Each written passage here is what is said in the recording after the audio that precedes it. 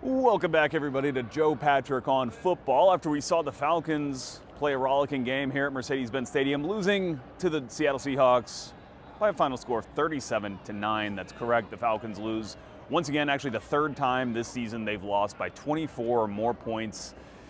It was an utter capitulation. Let's face it. In the second half of this game, Seattle outscores the Falcons 31-3. And even that feels a little bit generous considering how one-sided it felt. I mean, we'll go into some of the numbers. It was obviously a terrible day overall, but coming down to this game, it's not really about the game. It's about what is the path forward for this team, for this organization. Where do they go from here in the wake of just yet another absolutely miserable loss? Only 2 home wins so far this season here at Mercedes-Benz Stadium. I think you have to say that all they've done since Arthur Smith was fired after a 7-10 season is backslide, and that includes, they did, get better by 1 game last year, but that even feels like a regression considering all that was invested into last year's team, the potential that the Falcons organization thought that they had. I'm sure that the players on the roster thought they had last year was definitely to be better than 8-9, especially after they started 6-3, and now the Falcons find themselves 4-9. So if I can do math correctly, I'm trying to think about what their record would have been since they were 6-3. That would be 6 wins and 15 losses. So 6-15, if my math is correct. Since they were 6-3, that is rough.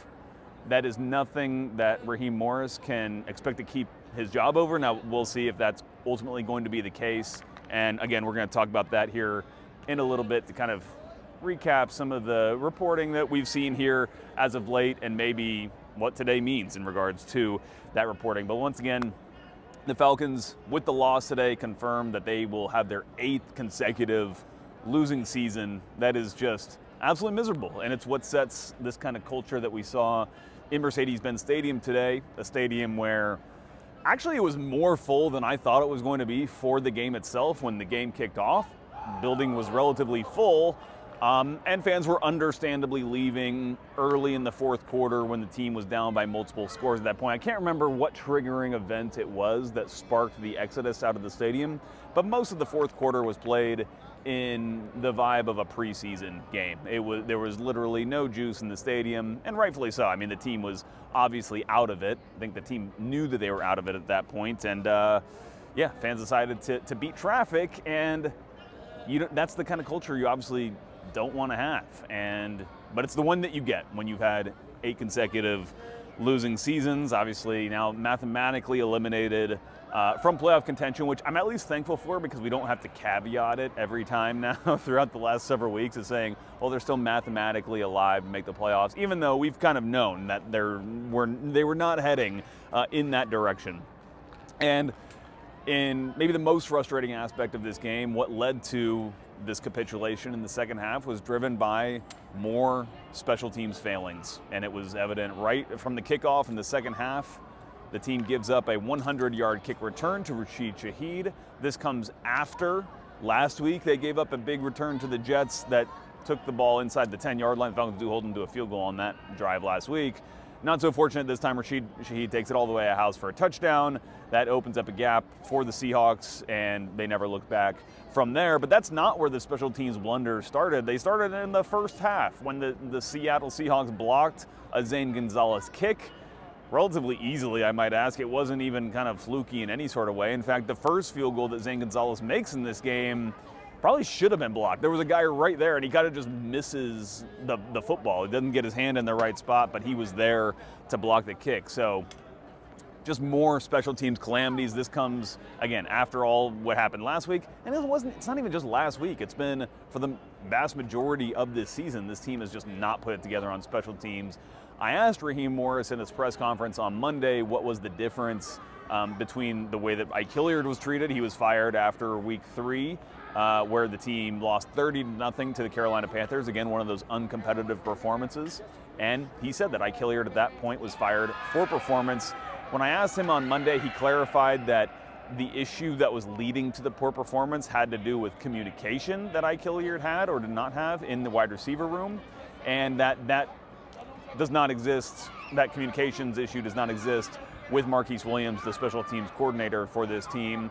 But whether the communication is good or not, what we do know is that the performance is just not there on a regular basis. It feels like a minor miracle if this team is able to get through a game without one of these kinds of major special teams issues. And last week it cost them 10 points. Thankfully, it only cost them 10 points last week, where it could have been more if they had not held the New York Jets to that field goal on the aforementioned kick return, like I said. And once again today, it cost them 10 points where they had the block kick and then obviously allowing the return touchdown for another 7 points. So just more kind of compounding errors, and errors that we've seen over and over again. And I totally sympathize with all you guys who are watching this that are just so frustrated by it. Like I get texts from like my Falcons friends who are fans, in like a text group that are ranting about this. Frankly, not even like mad about it anymore, more just kind of making fun of what is happening on this field behind me. And that is what is so disappointing. And again, that's where this culture is right now of this Falcons organization. And so there's going to be a lot of work that goes into turning that culture around.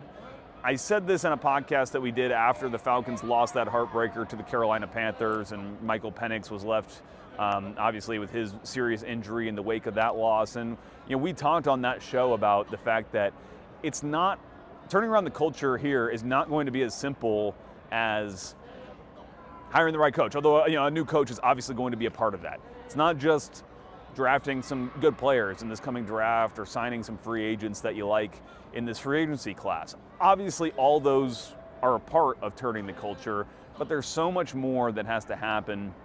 Starts from the very top of the leadership of the organization and goes down to the bottom. And what we talked about in that show was using the Lions as an example, their hiring of Chris Spielman, who was hired into a position where he was able to touch every aspect of the Lions organization, from the cheerleaders to the season ticket salespeople, where he is role playing the skeptical Lions fan, who's deciding to buy season tickets or not.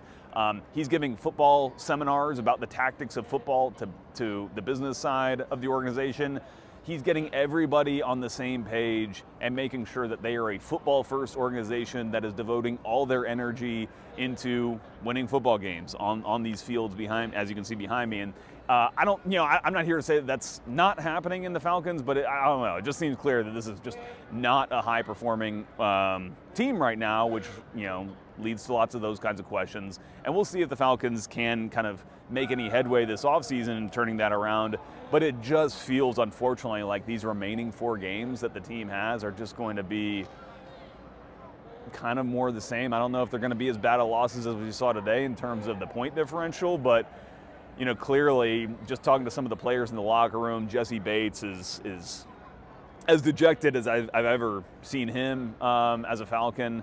Clearly just upset with the way that things are going.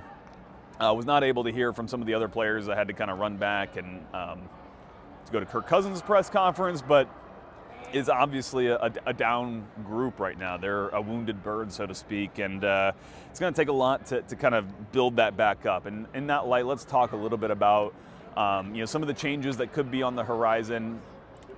Will they be immediate? Will they be tomorrow? Will they have happened by the time you're watching this podcast? I don't think so, but I'm not ruling anything out at this point. But Jeremy Fowler had a report that I think a lot of people were kind of assuming some things from. He had a little tidbit basically in one of his longer reports on ESPN.com, where he said that an in-season firing would be, quote, a mild surprise to him.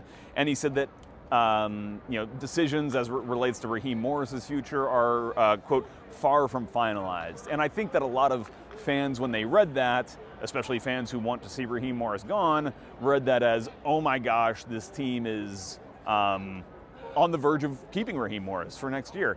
And at that point in time, I would say that option was on the table, although I wouldn't have said it was likely. And after this loss, it feels borderline irresponsible for that well, not even borderline, honestly. It just feels like an irresponsible move if that were to be the move.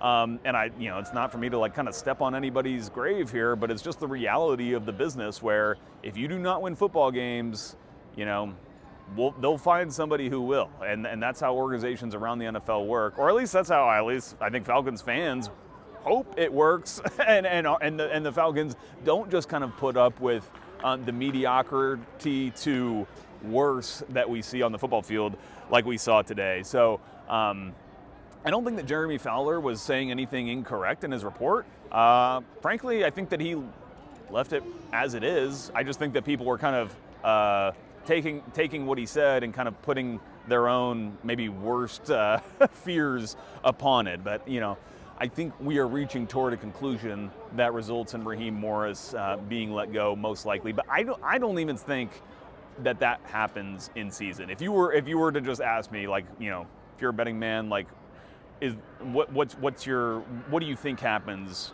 from him staying on next season to him being fired after the season to him being fired in season? I would say my bet on that would be for him that he's fired immediately after the season ends. It just feels like it's an organization that just wants to kind of keep this staff together. Again, like we said, like this next month is going to be a slog.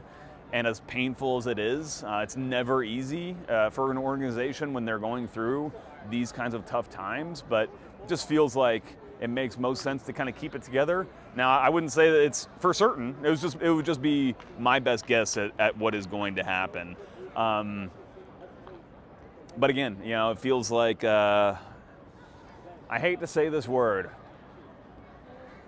but it feels like the culture is turning toxic. Like, again, I use my own experience, my own personal experience as a Falcons fan, and like the friends that I have and family who I hear from about this team as they're watching games as kind of a barometer for what is going on, in the minds of Falcons fans.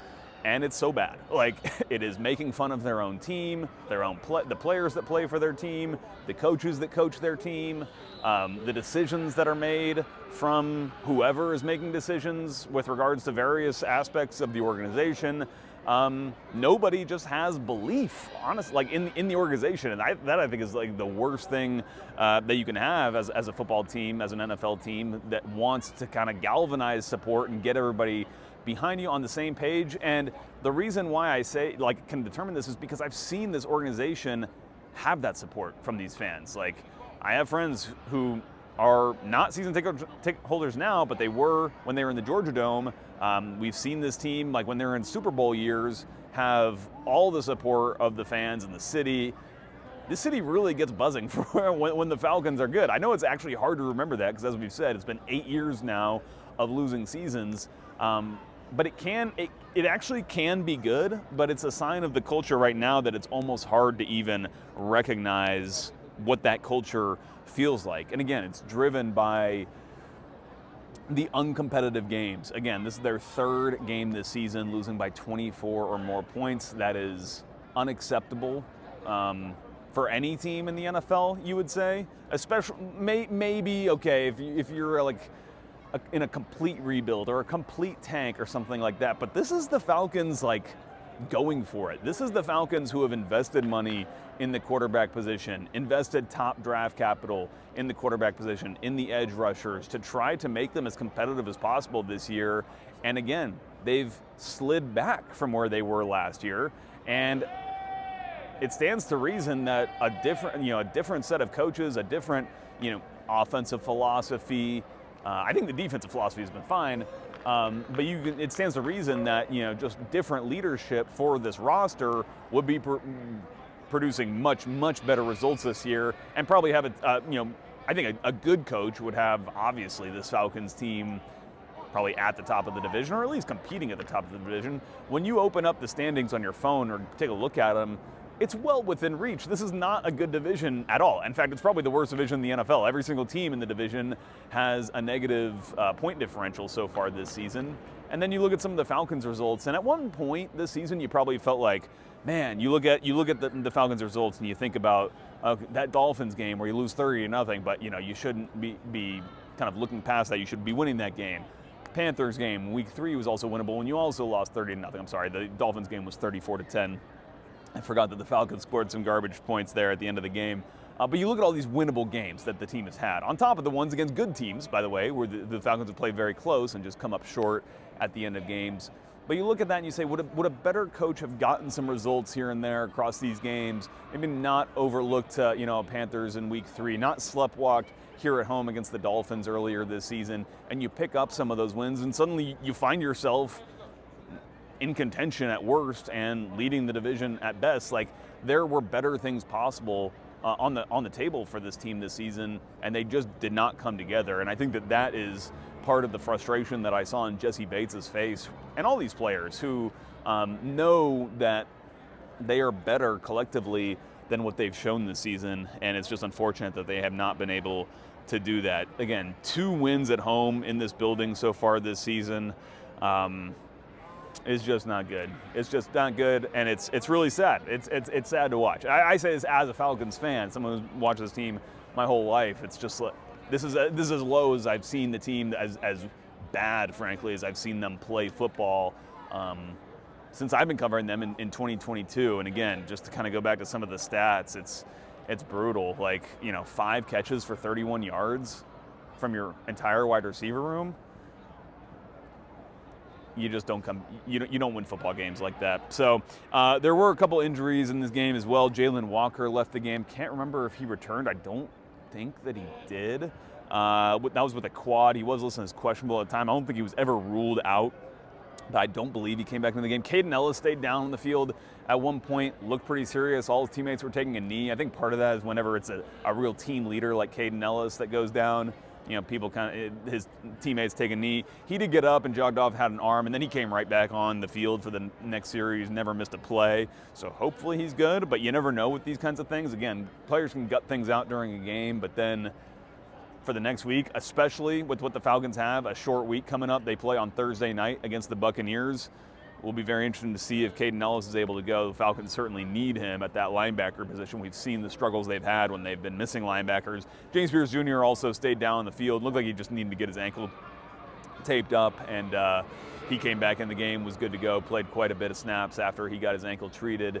And he also was dealing with a bit of a back issue heading into this game. So again, it'll be worth monitoring his status ahead of Thursday. But again, let's look at this Falcons schedule going forward. There's 4 games left. Team now hits the road for 2 more games before they finish the season with back-to-back home games, one of which is currently slated to be on ESPN's Monday Night Football against the Los Angeles Rams, the team with which the Falcons did their trade for James Pierce Jr., trading away this coming first-round pick for the Falcons, which is looking higher and higher. It's looking like a higher and higher pick every single week as we go here, and the Falcons continue to lose. So if the Falcons are on that ESPN, that Monday Night Football game, could be some pretty brutal commentary, you would think, from the media and the broadcasters who will have that game. But that game could still be flexed out, so we will see.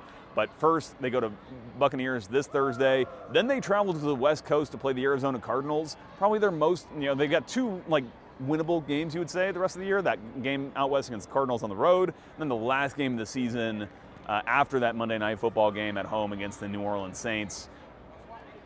But is any game winnable for the Falcons at this point? They're certainly not going to beat anybody playing the way they did today. So we will see, but this team is currently in a tailspin, and they need to fight like heck to get out of it. So thank you guys so much for listening to another episode of Joe Patrick on Football. If you're just listening to this and you're not watching, you can check us out on 929 The Game's YouTube channel. So just go search 929 The Game, and you'll see these videos pop up. If you are watching this on YouTube, want to see more of them, just click like. I'm sure you'll start to get them fed to you in the algorithm. And if you are watching us and you want to get the podcast version of the show, which will continue during the off season, go ahead and just search Joe Patrick on Football wherever you get your podcasts, and we'll pop up. You can subscribe there, and we'll talk to you guys next time.